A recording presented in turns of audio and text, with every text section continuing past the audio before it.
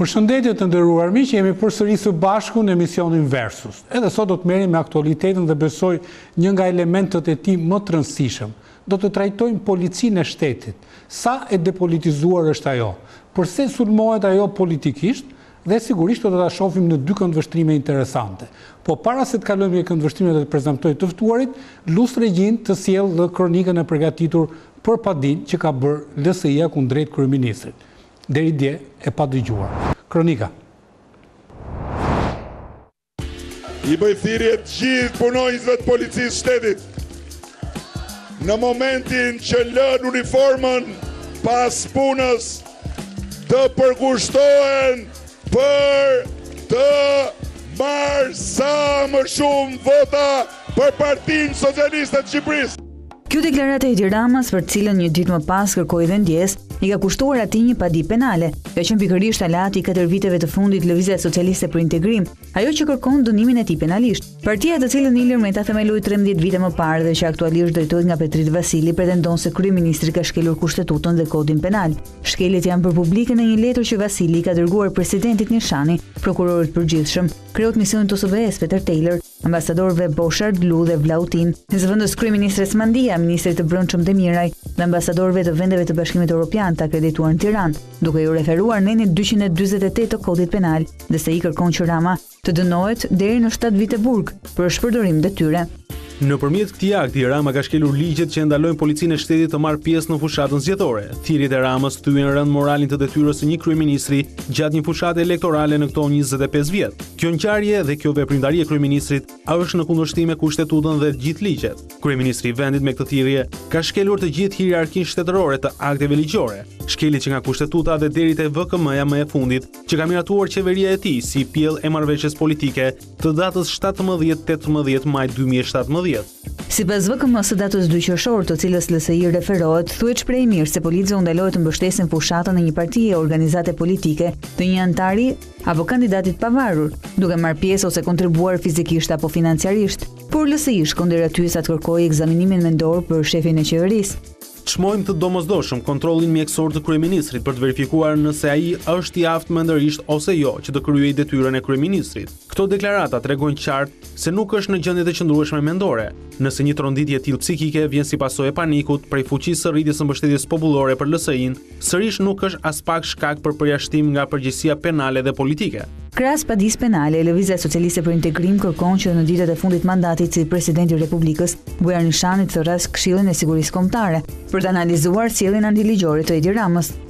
LSI, nisur nga deklarata e papërgjegjshme e kryeministrit, e vlerëson të nevojshme që presidenti i Republikës të thërrasë mbledhjen e Këshillit të Sigurisë Kombëtare për të analizuar veprimtarinë antiligjore të kryeministrit të vendit. Sipas Vasilit, Rama ka shkelur gjithashtu nenet 2, 4, 5, 90 të ligjit për policinë e shtetit, nenin 322 të kodit penal, ku parashikohet vepra penale e shpërdorimit të autoritetit policor, që dënohet me 1 vit deri në 5 vite burg. Një tjetër nen i kodit penal që Rama ka shkelur sipas LSI-s është dhe ai 328 për përdorimin e funksionit publik, dhe që sipas kodit dënimi shkon deri në 3 vite burg. Do të çojmë shpenzimet për ju sa më lart. Nga ku jemi në studio të nderuar miq, dhe në fakt jo rastësisht ja u thash që nuk kishte ndodhur, nëse nuk ishte menduar të kishim një padi për kryeministin. Megjithatë, ajo politikisht ka ndodhur. Kam kënaqësinë të bëj me dije që për të diskutuar për depolitizimin e policisë së shtetit sot, po pse jo për ta parë atë në retrospektiv, e ndoshta me perspektivë më pozitive, kam ftuar në studio zotin Erzem Breçani, ish drejtues i lartë policisë shtetit. Faleminderit zoti Breçani që jeni rikthyer në studion time. 3 po në studio. Sadedin Fishta, një nga ish drejtuesit e lartë policisë shtetit, sot kryetar i sindikatës së policisë shtetit. Faleminderit që jeni me mua. Plator Nesturi, kolegu Plator Nesturi, i miki i këtij emisioni dhe me cilësinë edhe eksperiencën e ish këshilltarit për media të kryeprokurorit zonjës Ina Rama, ose prokurorisë përgjithshme. Faleminderit që jeni në studio. Dhe kolegu gazetari Florian Seriani, që është gazetar me eksperiencë gjatë, por ka dhe një eksperiencë shumë të rëndësishme si zëdhënës i Ministrisë së Brendshme. Faleminderit zoti Seriani. Dhe vini nga tereni direkt në studio, ishin Gjirokastër, mos gaboj. Isha për një aktivitet tjetër që nuk lidhej me... Nuk lidhet me zgjedhjen, jo, lidhej me një tjetër. Okej, faleminderit që erdhe direkt nga aktiviteti në studio. Atëherë do doja një opinion si oficera policie për, pastaj mund të diskutojmë me gazetarët. Si e gjykoni një padi ndaj kryeministrit për një deklaratë politike? Padia që është bën ndaj kryeministrit është padi e rregullt, e ligjshme. Këto kush shkel ligjin nuk ka imunitet nga kryeministri, presidenti dhe deri te qytetari më i thjeshtë në vend. Pra, nuk do shkret normale një gjë. Është shkret normale. Për periudhën e zotit Berisha apo kryeministrëve të tjerë, një gjë e tillë ishte e paimagjinueshme. Nëse kanë shkel ligjin dhe ka pas kurrë ndikush që ta denoncojë, ligjet kanë qenë të njëjta dhe jo, ligjet nuk janë të njëjta, tash është shforcuar penaliteti për korrupsionin e kush ka shkel ligjin edhe atë ato ligje që janë shkel edhe në atë kohë janë denoncuar edhe s'ka qenë ndonjë habi e madhe. Lidhje me gjithë duhet jemi përballë ligjit njësoj. Të gjithë barabartë dhe një lloj përpara ligjit, si kryeministri që është organi që kryeson ka përgjegjësinë më të madhe deri tek qytetari më i thjeshtë në Shqipëri. Zoti Fisha, ju për shkak edhe të pozicionit në sindikat merreni dhe me çështje ligjore, pra mbroni të shkarkuarit apo policë ndryshëm. Si e gjykoni këtë padi? Si oficer policie, si qytetar i lirë, pa hyrë në para ligjit të gjithë me kushtetut të gjithë janë barabar. Asnjëri nuk është i imunizuar nga një padi kur bën një shkelje ligjore. Por fakti që ndodhemi para situatës zgjedhore do të thotë që kjo padi ka edhe element politik brenda. Duke pas parasysh edhe situatën që ka avarguar në një tension politik, mendoj që ajo pjesë edhe ana ligjore, por edhe ana politike janë pleks bashkë dhe ka arrit në një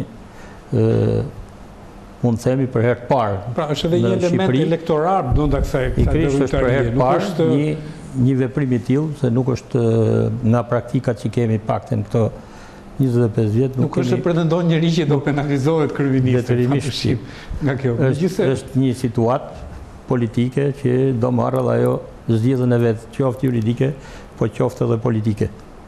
Nestori, si e gjykoni këtë akt politik është, pavarësisht se mbështetur në ligj? Padyshim, po ta marrim pak më në retrospektiv. Pak çka ka ndodhur këto 10 ditën e fundit apo javën e fundit. Kemi pasur disa akuza drejt për drejtat nga ana e Lëvizjes Socialiste për Integrim ndaj krerëve të policisë shtetit. Dhe kreut Akit Çako dihet që është kërkuar dhe shkarkimi i tij lidhur me çështje të ndryshme, sidomos me incidentet që mund të kenë ndodhur ka përplasje midis simpatizantëve të PS-së, LSI-së. Kemi pasur disa situatë të tilla që normale dhe këta në një farë mënyrë kanë akuzuar policinë e shtetit, domosdoshmë për një lloj njanshmërie apo dhe përdorimi në raste të veçanta. Kjo faktikisht këto gjitha ishin akuza të rënda, por që mbeten për të vërtetuar. Kurse në rastin konkret, domethënë ne kemi pasur fushata zgjedhore edhe më të vështira, edhe më konfliktuale. Sidomos përplasjet me Berishën, domethënë sidomos ka pasur një lloj dinamike, një lloj sensi, një lloj tensioni më të dukshëm, qoftë dhe deklarative etj. Por asnjëherë nuk kemi pasur të drejtë për drejtë në mënyrë ku objektivi kryesor është kryeministri. Ka pasur padi normale për çështje të veçanta, qoftë për ata që kanë qenë drejtues policie lokal apo drejtues politik lokal në ku ka ndodhur ngjarjet apo incidentet e kaluara, kurse në rastin konkret padyshim edhe kjo përbën një lloj precedenti i cili që nuk ka ndodhur përpara që i drejtohet pikërisht kryeministrit. Ktu merret shkas edhe deklarata në rastin konkret. Përsa i përket mbledhjes së Këshillit të Lartë Drejtësisë, unë natyrisht e shoh pak të egzageruar për faktin sepse merret me një deklaratë, mblidhet Këshilli i Lartë i Sigurisë Kombëtare për një deklaratë është pak egzageruar. Kurse padia është padi dhe në një farë mënyrë mbështetur në ligj është qartë. Po, pavarësisht se si do të veprojë prokuroria, do ta marrë parasysh apo jo, ajo është një padi e cila ngelet aty dhe që nesër pas nesër mendoj unë sidomos edhe në varësi edhe do të kemi rritje të konfliktualitetit apo jo në ditët në vijim, mund të përbëj një gur i cili në një farë mënyre mund të prish edhe imazhin e zgjedhjeve, mund të jetë një rol ndikues. Artikulimi i kryeministit sot ishte goxha i ashpër, jo në raport me këtë, por në raport me kundërshtarët e Prerit. Pikërisht, këtë po them, po e marr domethënë si analizë të fakteve që kanë ndodhur dhe çfarë mund të pritet më tej.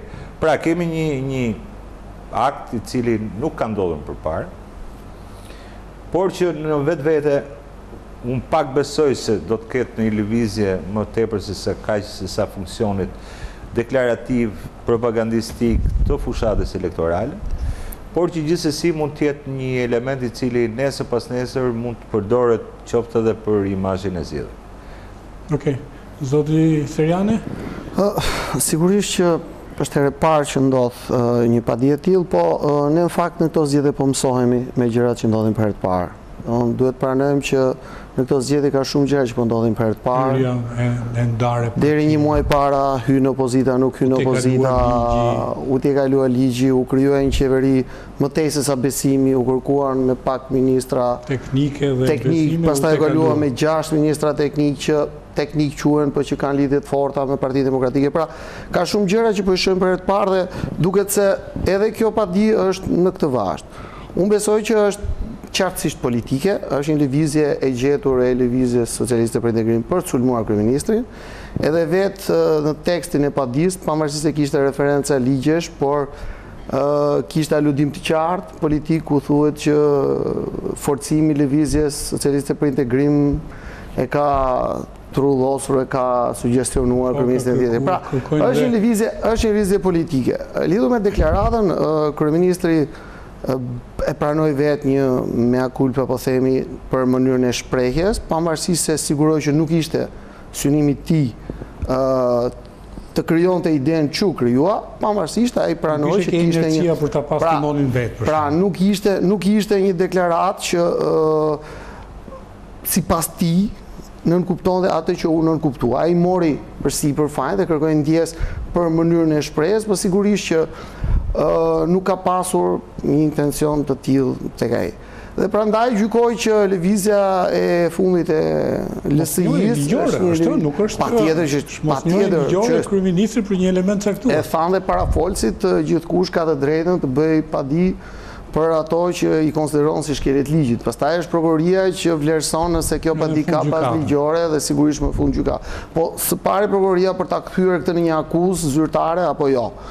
Dhe sigurisht që do t'i ngelet ditë të vinim, po unë besoj që nuk ka kohë deri për zgjedhje që prokuroria të vendosi. Vetë QSI-ja pas rezultatit të harroj. Okej, atë për të reflektuar, ju keni eksperiencë jashtëzakonshme me policinë e shtetit.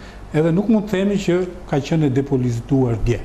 Si e gjykoni sot rastin dhe periudhën tuaj, në cilën ne si gazetari ju kemi raportuar dhe në debate live juve. Kështu që si e gjykoni se jeni sigur të vendosni veten pavarësisht se i përkisni një periudhë tjetër qeverisje në pozicionin e drejtorit sot për shembull. Policia e shtetit sot është më e politizuar se sa dje. Në radhë parë që ne shohim kryeministin e këtyre policëve, kryeministin e këtyre njerëzve që jetojnë në Shqipëri dhe jashtë Shqipërisë që janë shqiptar, që derdh dhe bën thirrje në shkelje flagrante të ligjit, kryeministi duhet të jetë i përmbajtur ose duhet të jetë i qetë kur del përpara mediave, përpara njerëzve në fushat elektorale që mos me shprehje tina mos cenojnë ligjin. Ai ka cenjuar ligjin, ka bërë një thirrje për punëtorët e policisë së shtetit që ta shkelin ligjin. Atëherë që këtu shifet që policia është më e politizuar sot se sa dje. Ku shifet tjetër? Mund vjen një gjë duke njek në atë si drejtues policie që kam njek këto 4 vjet e kam njek veprimet pak a shumë nëpërmjet mediave, si kam shkuar mbrapa këtyre partive të ndryshme. Pse pse Ilir Meta nuk i bëni një denoncim më parë kur ka shkel ligjin në mënyrë të tillë. Unë t'i them me prova dhe me fakt që ju mund t'i nxjerrni.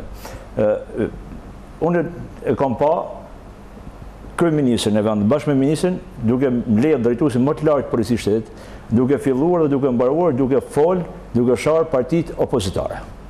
A nuk është kjo një shkelje ligjore? Ta përdorësh policinë, të përdorësh uniformat e policisë dhe të fillosh të shash opozitën me emra nështë e drejta e ti si njeri me bon këtë vepër në një vend tjetër, po jo për para policisë. Prandaj, edhe Ilir Meta ka qenë pjesë e ti në shumë takime me punojës e policisë shtetit, duke ban politik, duke i përdorur këta punojës policie. Pra, nuk është hera parë, është hera e disat që ajo shke ligjin. Unë e kam pa, s'ka qenë vullneti im për ta denoncuar, kanë qenë partitë politike, që s'kam qenë pjesë e partive politike. Me grupimet e policisë shtetit, organizatë.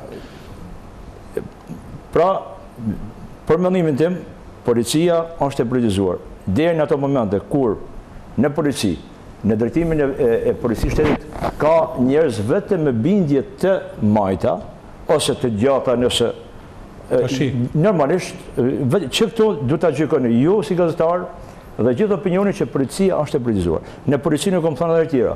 Në policisë shtetit tjenë të kuq, të gjatë, të blu, të në gjyrëve, të në sferëve bindjeve politike. Unë shumë kolegëve të mi ja unë njofë bindjet dhe kom punu me ta, vje i moment edhe ajo rrinë punë sepse ka bindje të majta, ose unë rrinë punë si kam bindjet e djata, që nga kjo moment policia shtetit është e politizuar më shumë se kur. Në periudhën tuaj, cili ka qenë dimensioni i politizimit në periudhën tuaj? Berisha ka qenë kryeministër dinamik, është pasionant i madh. Për 20 vite që kam punuar në policinë e shtetit, unë s'maj mend që të dalë ndonjëherë në kryeminist as Fatosnana, as Padeli Mojka, as Ilir Meta, as Sali Berisha, as një tjetër përpara uniformat të policisë dhe vinë patën për sa kom punuar edhe me shefsadën, që të vijë një kryeminist ose një ministër të vijë të shaj partitë politike të tjera opozitare. Edhe nuk maj mend. Unë maj mend po, në periudhën që kam punuar në drejtorinë e policisë që Tiranë, janë marrë dhe kanë qenë dhe njerëz që kanë qenë të liruar, si që unë me statusin e sot të oficerit të liruar, që janë marrë në detyrë, kanë qenë me bindje të majta, edhe kanë punuar. Ne ja kemi ditë bindjet edhe Ardian Çipe, se këtu njeh shumë mirë, ka qenë me bindje të majta, ka drejtuar në sektor të më të rëndësishëm të drejtorisë të policisë të shtetit. Pra, për periudhën që unë kom qenë në punë, ma e mendë shumë mirë që ka pas edhe të majtë edhe djatë. Dhe ka qenë pak a shumë ma e pa politizuar policia e shtetit. Nuk ka të djatë policinë e shtetit? Nuk ka të djatë policinë e shtetit është? S'më të them që s'ka, por që marrin vendime, janë të paktë. Po fakti që ministri i brendshëm, po i referohemi zotit Tahiri, që ka qenë instrumenti rëndësishëm politik, ka qenë në qendër të vëmendjes opozitës, ka qenë shinjesër e sulmeve politike, e justifikon këtë ndërhyrjen e kryeministrit për të motivuar, jo jeni oficer policie, demotivohet oficeri policisë nga ndërhyrjet politike, apo jo? Çdo oficer policie nga ndërhyrjet politike demotivohet, nuk motivohet. Është faktike. Ne kemi pa që... I referojmë sulmeve të opozitës për ministrin Tahiri, që kanë qenë të përditshme.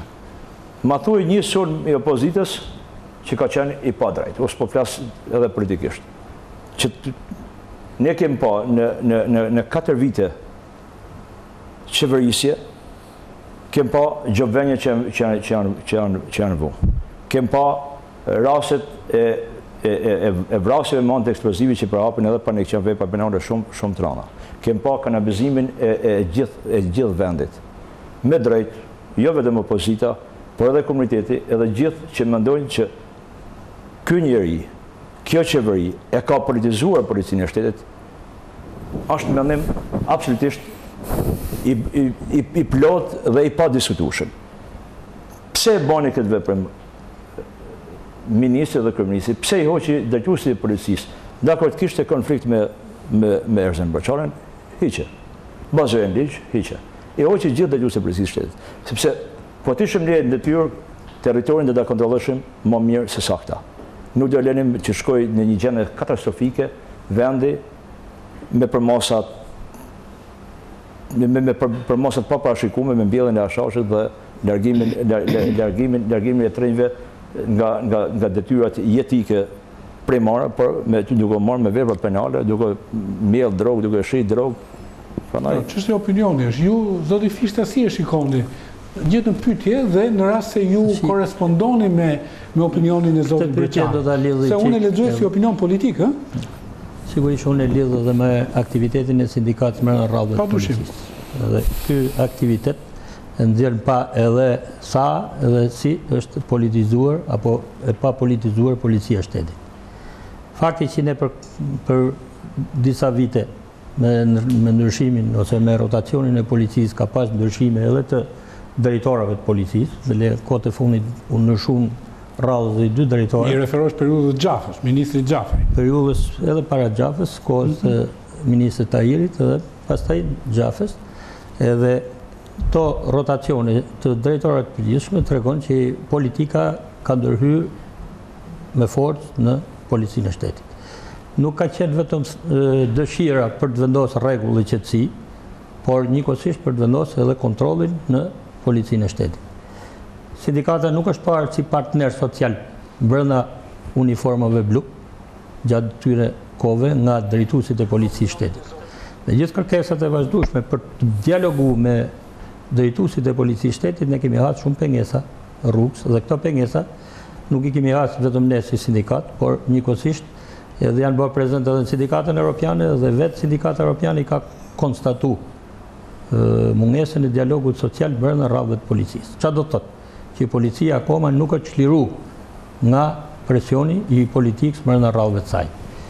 Fakti që reformat në policinë e shtetit nuk ka qenë prezent sindikata e policisë, pra do të thotë që ne megjithëse kemi një marrëveshje kolektive dhe kjo marrëveshje kolektive është ligj për drejtuesit e policisë, dhe kjo marrëveshje kolektive nuk është zbatuar nga asnjë nga këto drejtues të arshëm, përkundërzi janë vënë pengesa artificiale në aktivitetin e sindikatës në shkeljet të kësaj marrëveshje, ku është detyruar sindikata të kryejë edhe veprime ligjore, duke ndërmarrë edhe padi në gjykata administrative kundër kolektive, edhe ndaj drejtorisë përgjithshme, ndaj drejtuesve të policisë shtetit, ndaj ministrit brendshëm. Të gjitha këto tregojnë se policia akoma nuk është zhvesh nga politizimi. Që të politizohet policia duhet patjetër ne të organizohet në gjithë strukturat e policisë dialogu social. Dhe ky dialog duhet udhëhiqet edhe nga gjitha strukturat e sindikatëve në bashkëpunim me drejtuesit e policisë. Emërimet që janë bërë në polici dhe vazhdojnë bëhen, si më përpara, po nuk po themi vetëm për situatën për këto 3 vitet e fundit, por edhe më përpara. Dhe largimet nga policia, pa marrë vendimin dhe pa u konsultuar me sindikatën për gjithë punojësit e policisë, ashtu edhe për largimet e drejtuesve të sindikatave në gjitha strukturat e policisë janë kategorikisht të ndaluara që të largohen apo edhe transferohen pa u marrë vendimin sindikal. Këto tregojnë haptazi se këtu kemi akoma pengesa serioze në demokratizimin e kësaj organizate policore. Të gjitha këto pastaj reflektohen edhe tek trusnia që kanë punojësit e policisë për të shtruar detyrat e veta 10 vjet të gaboj. 2000 kur është 2007 është ndërtuar? 2007 është krijuar sindikata dhe 2009 de jure ne kemi organizuar, kemi bërë dhe firmuar marrëveshjen kolektive, ku janë të ndara detyrat dhe detyrimet që ka sindikata dhe drejtuesit e policisë. Kjo marrëveshje ka qenë është firmosur në një kohë me të vërtet në fill me hyrjen e Shqipërisë në NATO dhe ka edhe një datë do të thënë që është elementi euroatlantik domethënë. Dhe njëkohësisht ka qenë edhe një sukses i kësaj sindikate, ku për herë të parë në praktikën e policisë shtetit, sindikata bëhet pjesë e strukturave të policisë, duke marrë pjesë në vendimarrjet apo qoftë edhe në komisionet, të gjitha komisionet ku hartohen drafte dhe ku merren vendime për problemet sociale. Kjo qeverisje me tjetrën e ka më të politizuar apo më të depolitizuar policinë, organizatën e policisë së shtetit? Nuk është heq, akoma vazhdon trusnia në këtë qeverisje, vazhdon trusnia e fortë ndaj punojësve të policisë. Drejtorat për sa kohë nuk merret mendimi sindikal për vendosjen e drejtorit përgjithshëm dhe vendoset e mbrohet direkt me propozim direkt nga kryeministri, policia e shtetit nuk do heqë dorë kurrë nga politizimi. Pra është një organizatë ushtarake, policia, me vendimarrjen nga larg. Demokracia është nëse drejtori i përgjithshëm dhe drejtorët e tjerë duhet merret mendimi jo vetëm sindikal, por edhe mendimi i atyre që drejtojnë drejtuesit. Ne sot nuk kemi asnjë, përkundrazi, e mbrohet drejtuesi pa qenë asnjë lloj mendimi në lidhje me e pranon apo se pranon një organizatë sa do e vogël policore. Po se drejtori i policisë është nominim politik. Është përgjegjësi politike e kryeministit. Përgjegjësi politike, por njëkohësisht është edhe një drejtues i depolitizuar në ushtrimin e funksioneve të detyrave që ka si drejtues policie. Zoti Serjani, si e gjykoni opinionin se duhet i ndajmë, të shkëmbejmë? Besoj se edhe ju keni qenë zëdhënës dhe jeni emrim politik. Unë kam patur fatin që t'jem në 2 periuda të ndryshme në zëdhënës e ministrisë së periuda e zotit Toska. Që nga periuda e zotit Poçi, nga viti 2000 deri në vitin 2005 dhe më pas. Unë besoj që policia ka ardhur gjithnjë duke u depolitizuar. Në mos gaboj që mbas viti 2003 në zgjedhjet lokale ka qenë herë e parë që policia është tërhequr nga zgjedhjet në sensin e grupimit në komisariate dhe mos qëndrimit pranë qendrave të votimit, që në të gjitha raportet e zgjedhjeve që janë bërë mbas 2003 e mbrapa, nga OSB-ja, nga vëzhguesit ndërkombëtar, nuk ka akuza për policinë. Dhe kur them tu, kjo është gjithë përfshirëse për të gjitha qeverisit që kanë qenë. Në 2005 nuk ka pasur akuza për policinë, në 2009 nuk ka pas problematika tjera që lidheshin me zgjedhjet. Doli në pa fenomeni i shitblerjes votës, ka pas intimidime të votuesve, ka pas problematika të ndryshme, por nuk ka pas përfshirje të policisë shtetit në zgjedhje. Ka një periudhë gjatë që nuk ka akuza zyrtare, qoftë nga partitë politike, qoftë nga institucionet ndërkombëtare. Mos të ndërpres, më duhet kaloj ke spotet. Ti je gazetar. Ta mbyll dhe këtë se do të shkëputemi. Vim të kjo periudhë tanishme. Në 4 vitet e fundit janë zhvilluar 3 procese zgjedhore. Zgjedhjet lokale, zgjedhjet në Dibër, zgjedhjet në Ersek. Në asnjërin nga këto raste nuk kemi pas akuza nga opozita për policinë, ka pasur akuza të tjera, po jo për policinë. Nuk kemi pas në raportet ndërkombëtarëve problematike që lidheshin me policinë. Dhe ajo që kompleton gjithë të situatë është aktiviteti i opozitës. Mitingjet, protestat, kemi pas zhvillime të ndryshme, nuk ka përplasje me policinë. Policia ka qenë shumë institucionale, me një prani shumë të pakët në sytë e publikut për të mos kryer rritim, dhe unë besoj që sot dhe pambars, patjetër, kemi futur elementin femër dhe jo më kot është futur sepse elementi femër krijon një lloj zbutje me protestuesin, të cilët mund të jenë të acaruar për probleme tjera. Patëm një protestë 90 ditëshe përpara kryeministrisë të opozitës dhe nuk pati asnjë akuzë të vetme për policinë. Edhe një protestë tjetër greve urie, jo 90 ditëshe, po nuk pati probleme. Ajo është meritë e organizatorit të protestës. Po, më duhet të kaloj në spotet dhe pastaj mund të shkëmbejmë. Regjia spotet publicitare.